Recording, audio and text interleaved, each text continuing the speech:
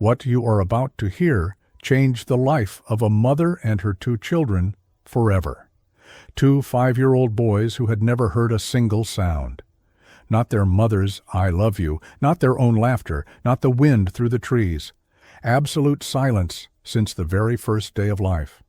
Until one Sunday morning in Boston, something happened that no one expected. A miracle of the Virgin Mary that began with inexplicable tears.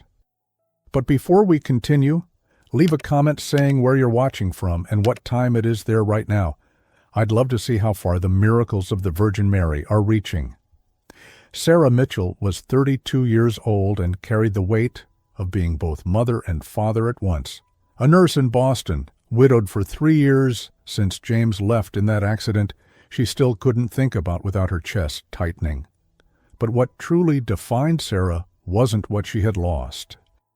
It was what she woke up every single day determined to protect: Ethan and Noah, her 5-year-old twins.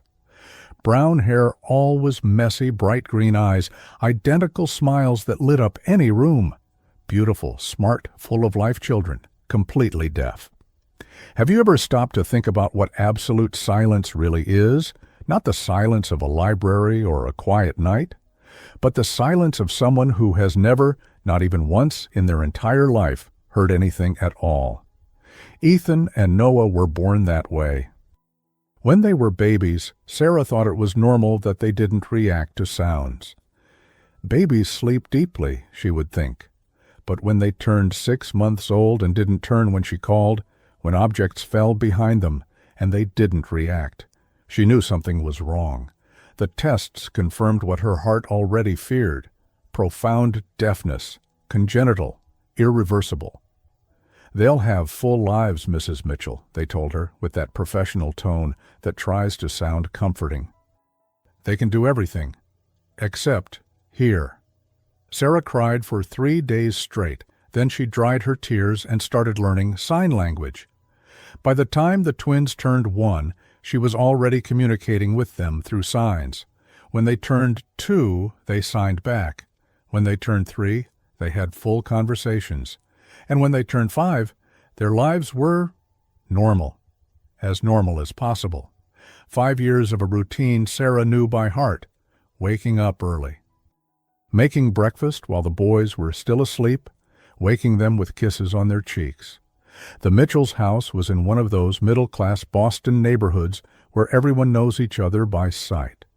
Row houses, trees lining the sidewalks, kids playing in the street after school. But there was a difference when Ethan and Noah played. You know that constant noise kids make?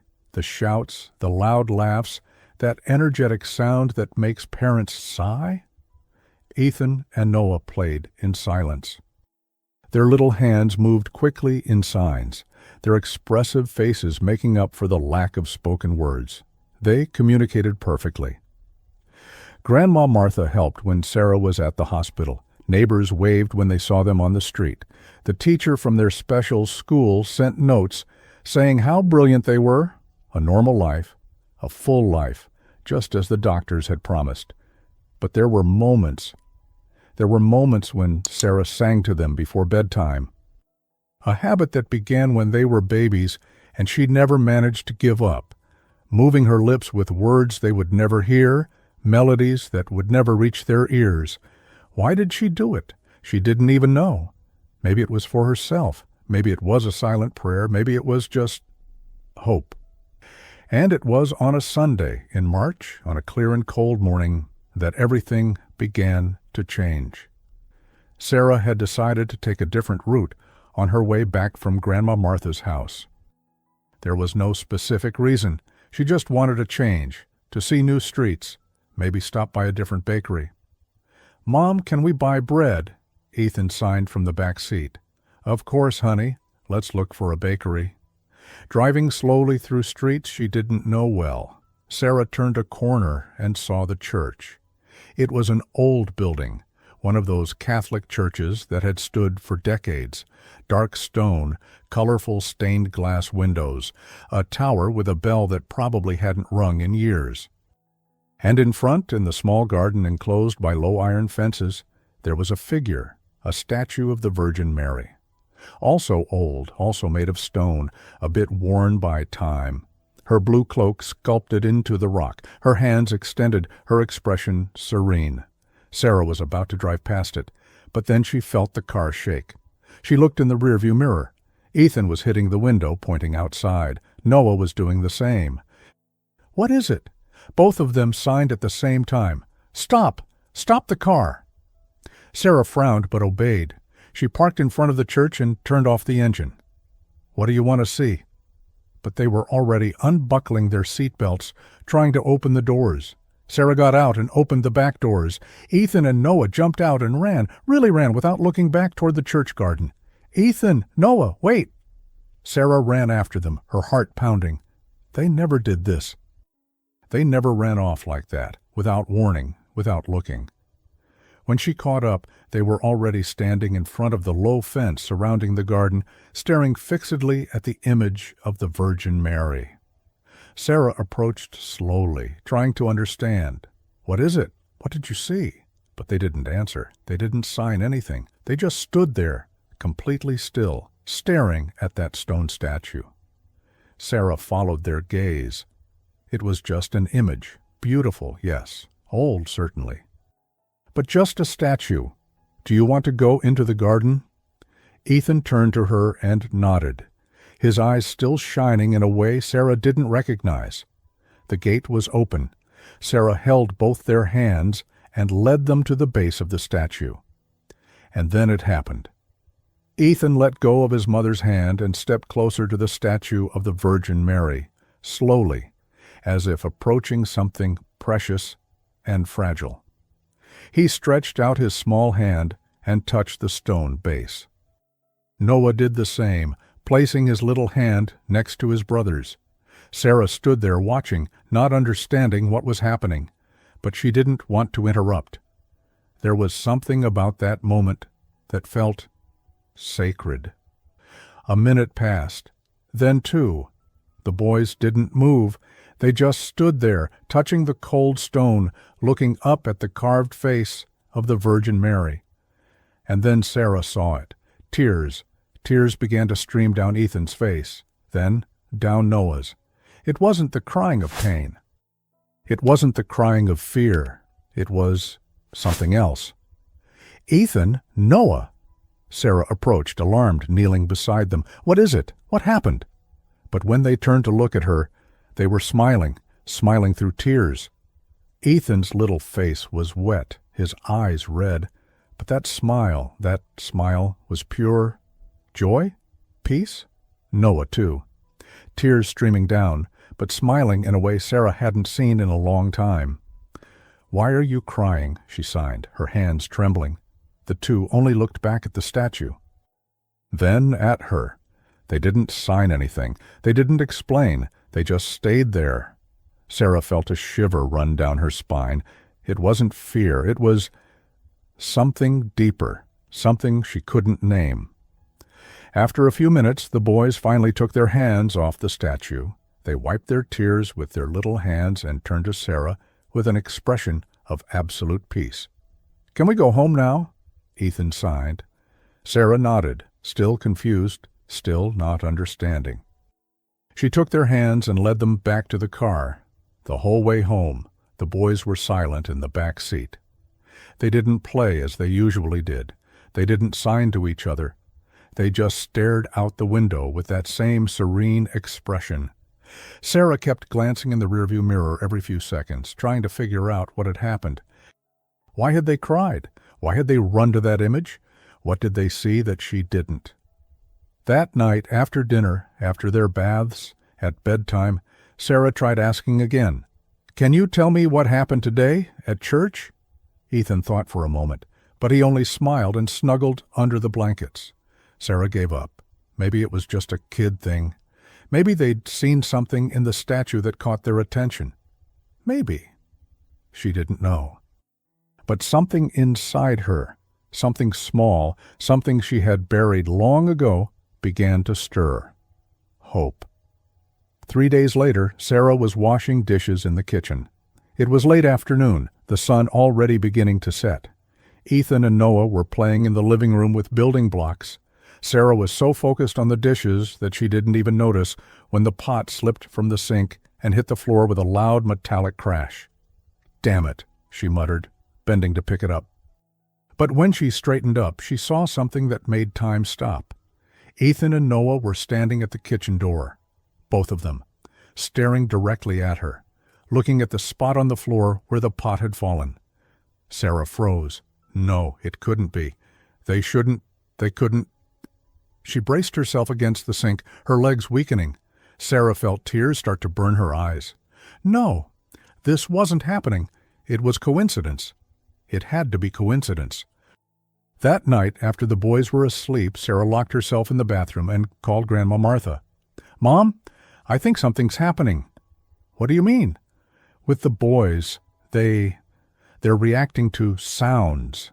Silence on the other end. "Sarah, honey, you know that's not possible." I know, but I saw it. I dropped a pot and they both looked. Both of them, Mom, at the same time. It could have been coincidence."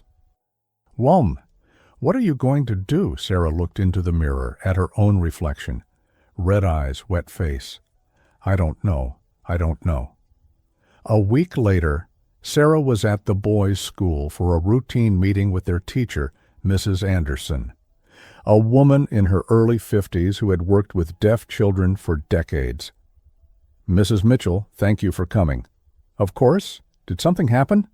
The teacher hesitated, choosing her words carefully. "Ethan and Noah have been different these past few weeks." Sarah's heart began to race. "Different how?" "It's hard to explain. They've always been attentive, focused, but now it's something else. It's like they're noticing things they shouldn't be able to notice." "What do you mean?" "Yesterday, during class, one of the other students knocked over a pile of books. It made a loud noise. And Sarah, Ethan and Noah turned. Both of them. I saw it." Sarah didn't know what to say. How could she explain? How could she talk about the church, the tears, that moment she herself didn't understand? I'll talk to their doctor," was all she managed to say. The routine appointment had been scheduled for months. Dr. Richards, the pediatrician who had followed the boys since they were babies. Sarah walked into the office with them, her heart pounding in her chest. "Good morning, Mrs. Mitchell. Ethan, Noah, how are you?" The boys smiled and waved. Dr. Richards went through the usual checkup. "Everything looks fine. They're growing perfectly." Sarah hesitated. "I need to tell you something." She told him everything. The reactions to sound. The teacher noticing changes. Dr. Richards listened in silence, not interrupting. When she finished, he sat quietly for a long moment, deep in thought. "Mrs. Mitchell, you know that deafness like theirs has no cure. There's no treatment, no procedure." "I know. But," he paused, "just to be sure, let's run a few tests." He performed a few simple tests Sarah had seen dozens of times before. Tests that had always produced the same result: total silence. But this time, Dr. Richards stopped midway through. He frowned, repeated the procedure, then repeated it again. "This can't be," he murmured. What? What did you see?" He took off his glasses, cleaned the lenses, put them back on. "There's a response to auditory stimuli. It's minimal. It's subtle, but it's there." Sarah felt the world spin around her. "How?" "I don't know.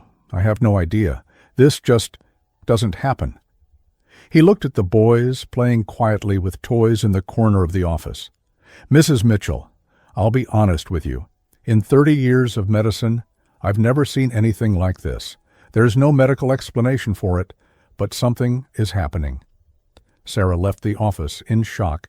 She put the boys in the car and drove home on autopilot. When they arrived, she sent them to play in their room. She went to the kitchen, filled a glass with water, and drank it all at once. 5 years. 5 years accepting the impossible. 5 years building a life around her son's deafness. 5 years learning to live without expecting a miracle. And now, now this. Sarah leaned against the kitchen counter, her head spinning. She remembered the boys touching the statue of the Virgin Mary, the inexplicable tears, those smiles through the crying. She remembered how peaceful they looked afterward, as if they knew something she didn't. Sarah looked up, toward the kitchen ceiling, beyond it, toward something greater. And for the first time in years, since James had gone, since life had become too heavy, she said a real prayer. If it was you, if it really was you, thank you. Then the tears came, big, warm, uncontrollable. Please, please let it continue. I can't bear to hope and lose again, but if it's real, if it's true, thank you. The following weeks were a roller coaster. Each day brought a new discovery, small but impossible. Noah turning his head when the doorbell rang, Ethan stopping his play when the neighbor's dog barked outside. They were hearing sounds, not perfectly, not clearly, but gradually, day after day, something was awakening in ears that were meant to be eternally silent. And then came the 8th week. It was a Saturday morning. Sarah was in the kitchen making breakfast. The boys were still asleep, or so she thought. She was humming while stirring the eggs in the pan. She didn't notice when Noah appeared at the kitchen door. She kept singing softly, turning the eggs, lost in thought. That's when she felt a tiny hand on her arm. She almost dropped the spatula. She turned and saw Noah standing there, looking at her with those huge green eyes. And then he did something that stopped her heart. He opened his mouth and tried to make a sound. It wasn't a word. Not even close. Sarah dropped everything and knelt in front of him, her hands trembling so much she could barely sign. "Noah, you heard?" He nodded and smiled. "Ethan!" Sarah shouted. "Ethan, come here!" Ethan came running, eyes wide. He had heard his mother scream, too. Sarah looked at her 2 sons, the 2 of them there in the sunlit kitchen, the 2 who were never supposed to hear anything, and she whispered, "Ethan, Noah." Both looked directly at her when she said their names. "I love you." And for the first time in 5 years, her children heard those words. Ethan tried to respond. Sarah waited, tears already streaming down her face. "Mom." The word came out hoarse, imperfect, barely formed. But it was the most beautiful word Sarah had ever heard in her life. She pulled them both into a tight hug, sobbing into their messy hair. Yes, it's me, I'm Mommy, and I love you so much." The following months were intense. Sarah took the boys to speech therapy. It was a long process, frustrating at times. But they were determined, and Sarah was there at every session, every exercise, every little victory. Each new word was a tiny miracle. Each sound they learned to make was an achievement. Dr. Richards still had no explanations. "Spontaneous auditory recovery," he wrote in the reports. But Sarah knew it wasn't just medicine. It wasn't just luck. It was something greater. 3 months after that morning in the church, Sarah took the boys back. The same garden, the same old, weathered stone statue. The 3 of them approached the image of the Virgin Mary. Sarah held the boys' hands. Together, they touched the base of the statue. And they stood there in silence, but a different kind of silence now, a silence chosen, not imposed. "Thank you, Virgin Mary," Sarah whispered. And beside her, with small, imperfect but real voices, Ethan and Noah repeated, "Thank you." 6 months after that March Sunday, the Mitchells' lives were unrecognizable. Ethan and Noah were still attending speech therapy, but now they could have simple conversations. They could call for their mother. They could listen to bedtime stories. They could hear their own laughter, and that never stopped being magical for them.